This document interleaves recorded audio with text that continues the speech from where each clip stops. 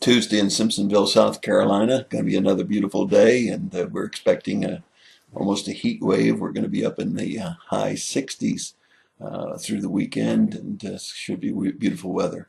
We're in the book of Exodus in chapter 6, and it reminded me of a sign that I had on my desk for years and years and years.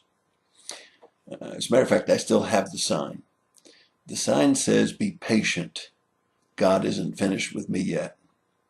And it reminded me continually, not only was God still working in my life to make me into what he wanted me to be, but he was working in the lives of everyone around me who would yield to him and allow him to do a work in their lives. We see that happening with Moses in chapter 6.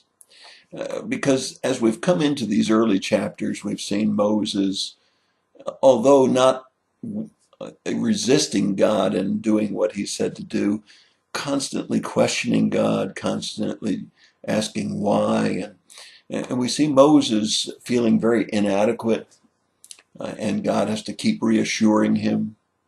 As a matter of fact, I did a little review, and I just wonder if you look at the first two verses of chapter 6 and the promise that God has that he's going to deliver the people.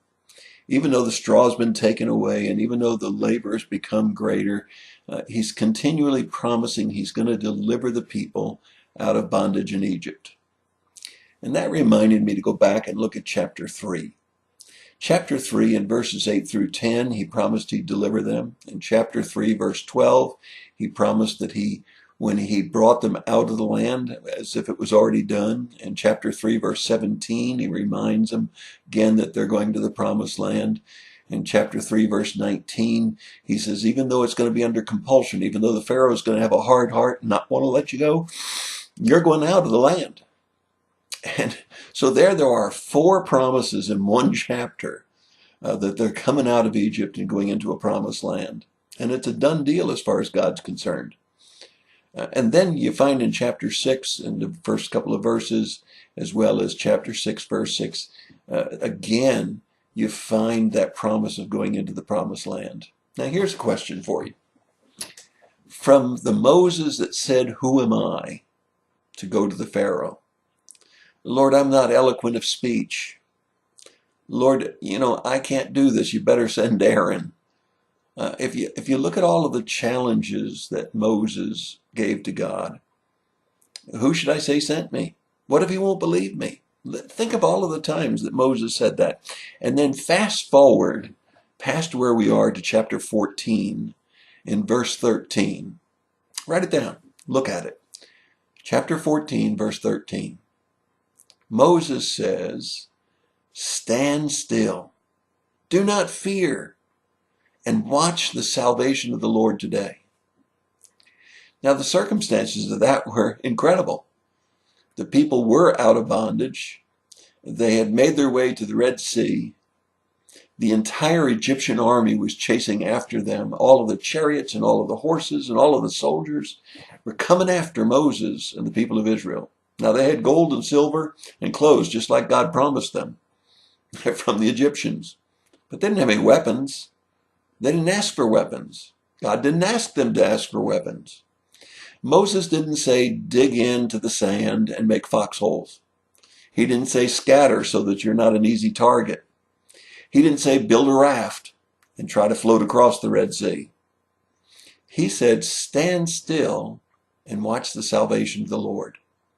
Now, what in the world happened to Moses between the burning bush and the questions about who am I to go to the Pharaoh, to a Moses who stood there and said, stand still, do not fear, watch the salvation of the Lord? The answer is found in chapter 6. I really would like to keep you waiting. I'd really like to see if you could discover the answer for yourself. What happened in Moses' life? This work in progress, this Moses who had a compassionate heart, but was many times directed a little bit too much in the wrong way. This Moses, what happened in his life? Well, I won't keep you in suspense. You'll find the answer in chapter 6, verse 2, verse 6, verse 7, verse 8, and verse 28. You'll find the answer to what happened to Moses and what gave him the confidence in verses 6:2, 6:6, 6:7, 6:8, and 6:28. 5 times there was something that was said that changed Moses' life. What was it? What can we learn? Well, we can learn that we are all works in progress. God is trying to strengthen our faith and trying to bring us to a full obedience to Him, to trust in Him, even when things are going amok, even when things are bad. He's constantly working in our lives. We're an incomplete work. We're imperfects.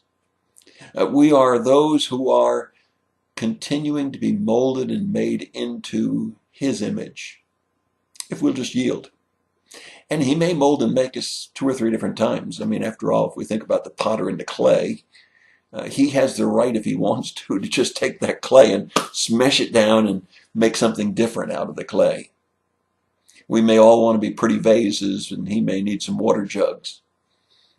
Or we may be a water jug, and He may decide that He wants to make us into a vase. But He has the right. After all, He made us.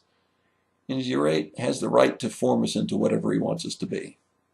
We're all works in progress. Be patient. God's not finished with me yet.